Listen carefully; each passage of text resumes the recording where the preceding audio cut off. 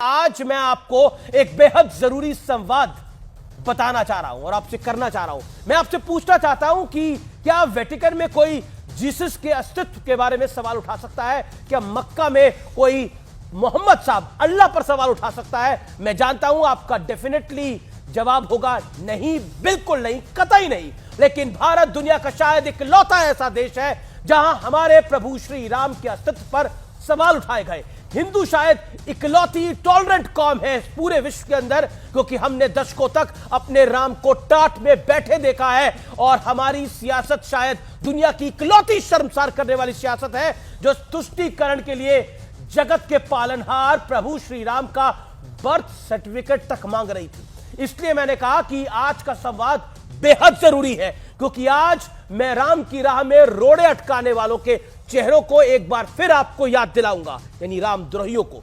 इसे आप 2023 का सनातनी ईयर एंडर भी कह सकते हैं, क्योंकि 500 साल का लंबा इंतजार अब खत्म हो रहा है। आपको याद होगा वो साल 2007 था जब केंद्र में कांग्रेस का शासन था, सुप्रीम कोर्ट में हलफनामा दायर कर दिया गया और उस एफिडेविट में राम सेतु और रामायण को काल्पनिक बता दिया गया। यूपीए सरकार चाहती थी कि नया सी रूट बनाने के लिए राम सेतु को तोड़ दिया जाए। आपको यह भी याद होगा कि कांग्रेस के बड़े नेता रहे कपिल सिब्बल ने सुप्रीम कोर्ट में मुकदमा हारने तक एड़ी से चोटी तक जोर लगाकर रखा कि सालों तक कोशिश करते रहे कि राम मंदिर कभी ना बने।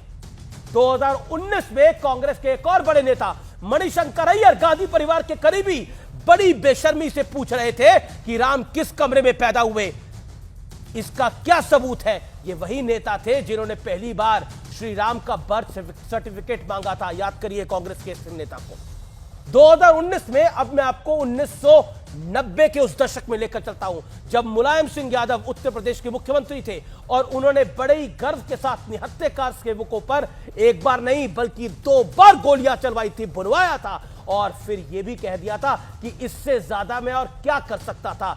1990 के इसी दशक से खुलेआम नारे लगते थे, मिले मुलायम कांची राम तो हवा में उड़ गए जय श्री राम। इसका नतीजा यह हुआ कि 1993 के विधानसभा चुनाव में मुलायम सिंह यादव और कांची राम और कांग्रेस ने तीनों ने मिलकर यूपी में सरकार बना ली। यानी इस नारे से जिसे जो संदेश मिलना था वो मिल चुका था। ऐसा ही संदेश लालू यादव ने भी दिया था, अपने वोट बैंक को देने की कोशिश करी थी।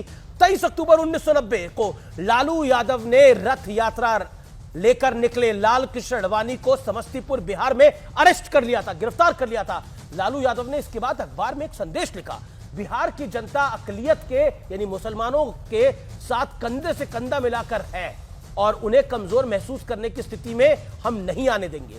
1992 में एक तरफ कल्याण सिंह थे बीजेपी के जिन्होंने विवादित ढांचा गिरने के बाद खुशी खुशी अपनी सरकार की आहुति दे दी थी। दूसरी तरफ उस वक्त के प्रधानमंत्री कांग्रेस के वरिष्ठ नेता पी नरसिम्हा राव थे जिन्होंने देश की जनता से यह वादा किया था कि मैं मस्जिद दोबारा तामीर कराऊंगा। Moral of the story is this कि अयोध्या में जो राज सिंहासन बन रहा है वो श्री राम का हक है। 500 साल बाद राम मंदिर बनना हर सनातनी के लिए गर्व है। एक दिवाली तो हर साल आती है, यह दिवाली तो 500 साल बाद आ रही है, तो सोचिए कितनी भव्य और दिव्य होगी। 500 साल वाली दिवाली है ये, याद रखिएगा, सामान्य घटना नहीं है। फिलहाल आर पार को यही समाप्त करते हैं। उम्मीद है आपको कार्यक्रम पसंद आया होगा। नमस्कार।